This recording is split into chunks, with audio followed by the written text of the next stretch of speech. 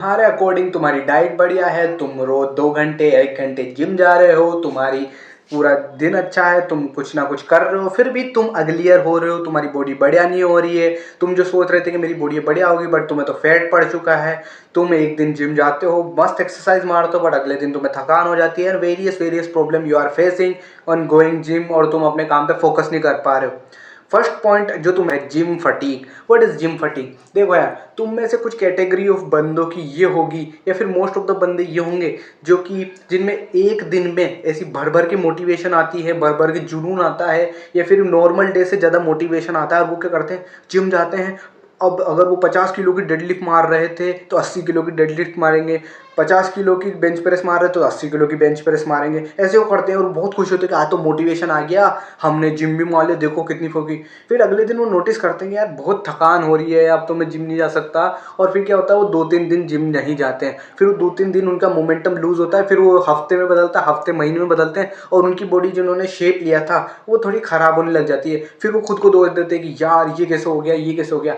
यहीं पे तुम नहीं समझते हो, बिकॉज अंडरस्टैंड तुम्हारी बॉडी किस वे में वर्क करती है। तुम तो सोचते हो कि हम लिफ्ट उठा रहे हैं, हमारी मसल पंचर हो रही है, हम प्रोटीन खा रहे हैं, वो रिपेयर हो रही है, that is it. But no, जब तुम वजन उठाते हो तो तुम्हारी बॉडी में थोड़े अमाउंट में कोर्टिसोल रिलीज होता है, but it is okay. But जब तुम एकदम से हैवी मोटिवेशन में आके जब ज़्यादा वेट लिफ्ट करने लग जाते हो, अपनी रेंज को ओवरली लिमिटेड पुश करने लग जाते हो, तब तुम्हारी बॉडी एक्सेसिव पागल हो जाती है कि एकदम से मुसीबत आन पड़ी, एकदम से मुसीबत आन पड़ी, कोर्टिसोल हाई कर दो, फैट बर्न करने लग जाओ, प्रोटीन सिंथेसिस बढ़ा दो। इसकी वजह से क्या होता है, तुम्हारी बॉडी ज़्यादा एनर्जी लेती है, एनर्जी कंज्यूम करती है, और तुम्हारी बॉडी को उससे बचाने की कोशिश करती है स्ट्रेस मैनेजमेंट में। तो होता क्या है, तुम्हारी बॉडी फटीग को डेवलप कर लेती है। इनका फटीग कितने खतरनाक होता है, बिकॉज ये तुम्हारे डायरेक्ट सेंट्रल नर्वस सिस्टम को फटीग देता है। इसकी वजह से तुम 4-5 दिन ढंग से एक्सरसाइज नहीं कर पाते, या फिर जिम नहीं जा पाते, और फिर तुम सोचते हो कि यार मैं तो जा ही नहीं पा रहा, फिर तुम जिम जाना छोड़ देते हो। तो इसमें तुम क्या कर सकते हो, तुम ये कर सकते हो कि तुम अपनी जो मोशन ऑफ रेंज है, जब तुम्हें मोटिवेशन आए उसको कंट्रोल में रखो,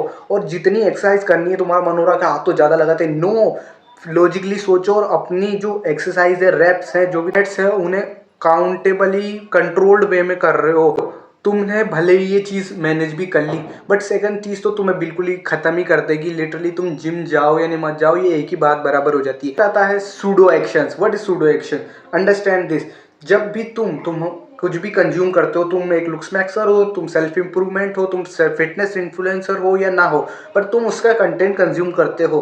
अब तुम्हारे ब्रेन को यहाँ तुम्हें समझने की ज़रूरत है। तुम्हारा ब्रेन जो तुमने काम किया, या फिर जो तुमने काम कंज्यूम किया, मतलब तुमने उसके रिलेटेड इन्फॉर्मेशन करी, वो उसमें अंतर नहीं बता पाता है कि या तो तुम काम कर रहे हो या फिर तुम उसके रिलेटेड इन्फॉर्मेशन कंज्यूम कर रहे हो, उसमें डिफरेंशिएट नहीं कर पाता।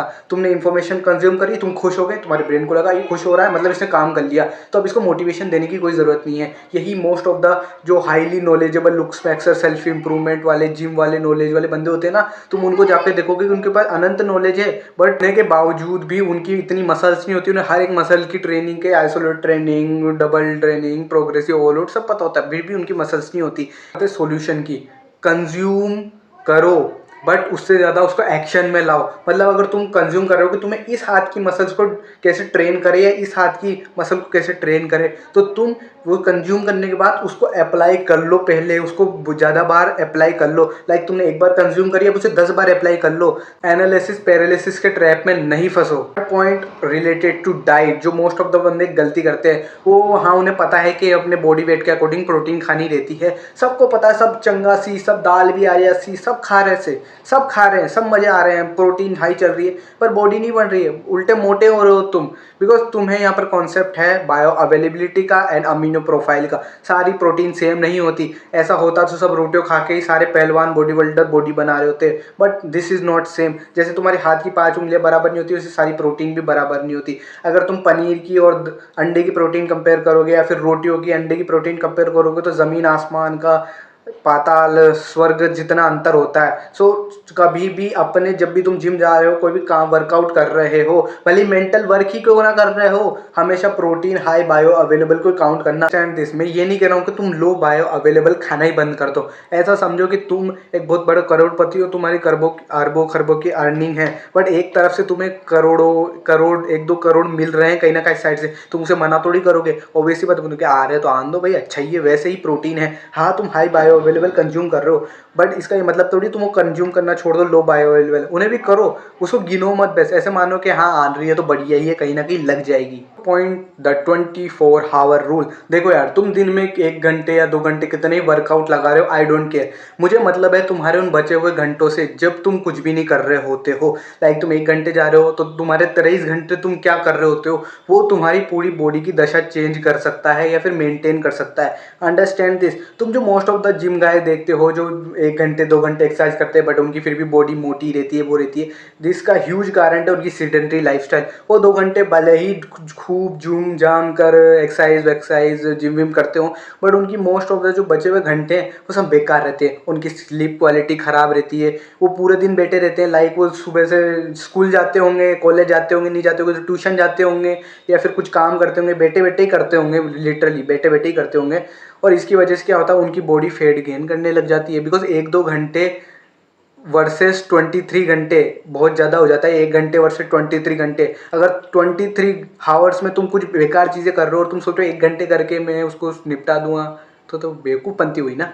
सो ऐसा मत करना कि तुम 1 घंटे क्या कर रहे हो, वो तो जो है वो मैटर करता है, बट 23 आवर तुम क्या कर रहे हो उससे भी ज़्यादा मैटर करता है। अगर तुम 23 आवर्स में से स्लीप अच्छी नहीं ले रहे हो, डाइट अच्छी नहीं ले रहे हो, तुम्हारी ओवरऑल बैठनी सीडेंटरी लाइफस्टाइल है, तो तुम कुछ भी नहीं कर सकते। जब हम सीडेंटरी लाइफस्टाइल बोलते हैं उसमें ये भी इंक्लूडेड होता है कि तुम 1 घंटे वर्कआउट जा रहे हो फिर भी पूरे दिन बैठे हुए हो, वो भी इंक्लूड होता है। तुम्हें एक एक्टिव लाइफस्टाइल को फॉलो करना है, तुम्हें खड़े रहना है पूरे दिन, मतलब मोस्ट ऑफ द टाइम, क्योंकि ह्यूमन खड़े रहने के लिए ही बने हैं। The last and not the least, fifth point, your environment.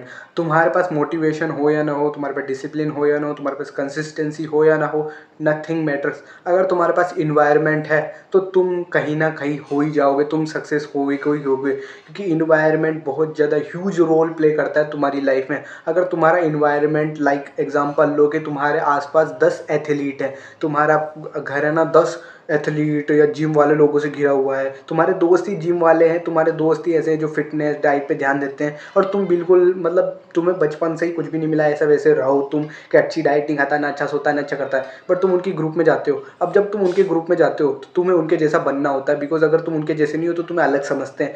तो देखो इन्वायरमेंट का कितना फ़र्क पड़ता है। इसके लिए तुम अपनी डाइट इंप्रूव करोगे, स्लीप इंप्रूव करोगे, तुम्हारा इन्वायरमेंट ही वैसा है तो तुम उसी तरीके से बन जाओगे, because you are not the byproduct of your habits, you are the byproduct of your environment. तुम्हारा इन्वायरमेंट जैसा है, तुम्हारी हैबिट्स वैसी होगी, तुम्हारी हैबिट्स जैसी है वैसे तुम होगे। So understand this. अगर तुम इन्वायरमेंट को चेंज कर लेते हो तो ऊपर के 4 पॉइंट ऑटोमेटिकली तुम्हारे लिए काम करने वाले हैं। सो यही थी वीडियो। अगर इस वीडियो से कोई भी वैल्यू मिलती हो तो इसे अपनी लाइफ में अप्लाई जरूर करना, and don't be the weakest, become the strongest.